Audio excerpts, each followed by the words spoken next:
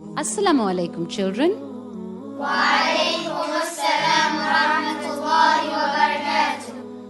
Now, children, as people, we have been gifted with eyes, hands, ears, and minds. أعوذ بالله من الشيطان الرجيم بسم الله الرحمن الرحيم الحمد لله والصلاة والسلام على رسول الله. Good day, my viewers. My name is Habib from Rafiki Islamic Mentoring. You are most welcome to our program. Today, inshallah, we shall be considering an important question that is concerned about Ramadan. That is the holy month of Ramadan, and that is how should a new Muslim observe Ramadan? What are the pieces of advice that can be offered to a new convert to Islam? Alhamdulillah, accepting Islam is one of the greatest favor that Almighty Allah can bestow upon a slave, because He has already warned us that whoever does not die as a Muslim will not be successful in the day of judgment. Now, as a new convert, as long as you can fulfill some obligations, you are mature.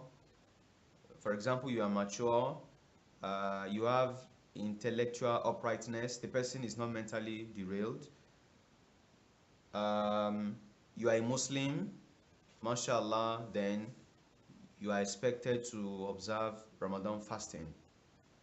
An takuna musliman baligon aqilan. You are a Muslim, you are matured, you are intellectually upright, then Ramadan is compulsory upon you.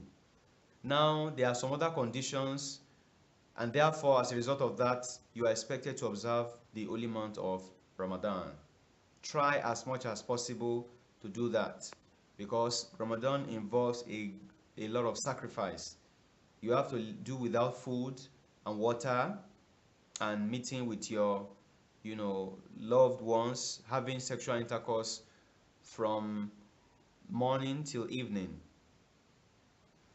As a new Muslim, this could be a challenge to you, yes, but of course be determined that it is what you can achieve, because there are a lot of blessings, there are a lot of rewards, there are a lot of forgiveness associated with this holy month.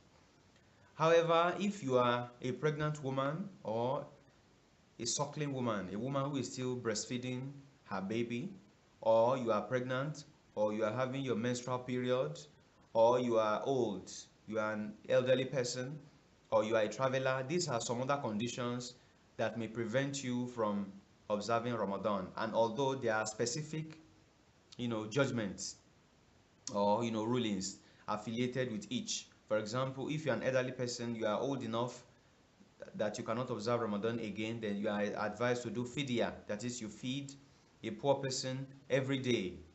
If you are a poor person, if fasting is 30, then you have to feed 30 poor persons. If you are sick, you cannot observe Ramadan, then after the month of Ramadan, you make up for the missed fast. You don't need to feed anybody, as long as the sickness is curable and it's not a long-term sickness.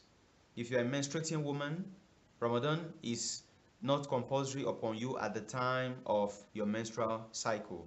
However, immediately you finish the month, after Ramadan, then you try to make up for the missed fasting, and so on and so forth. If you are a traveler and the journey is such that it can, it will hinder you from observing fasting. Maybe if you observe fasting during the journey, it will affect your health or other things, then you can leave fasting for that period in Ramadan. Then after Ramadan, you make up for the missed fasting.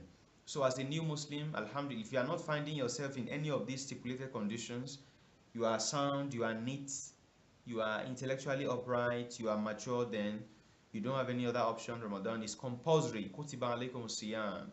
It is not easy to leave food and water for that length of time, but it's just for your benefit.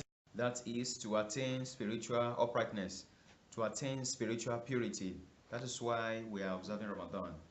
In Ramadan, as a new Muslim, all the act of ibadat, all the act of worship, reciting Quran, observing salat at the proper time, giving alms to charity, seeking forgiveness, doing remembrance of Allah. All good deeds should be done from time to time in Ramadan so that we can maximize the benefits in this month. I pray that may Almighty Allah accept this Ramadan fasting as an act of worship. My name is Habib. This program is brought to you courtesy of Faki Islamic Mentoring. It's a non-profit organization committed to spreading Dawah al-Islam. I want to urge you, my viewers, to join us on our website www.rafiki.com for more important clips like this. Until we meet again, I say Assalamu alaikum wa rahmatullahi wa barakatuh.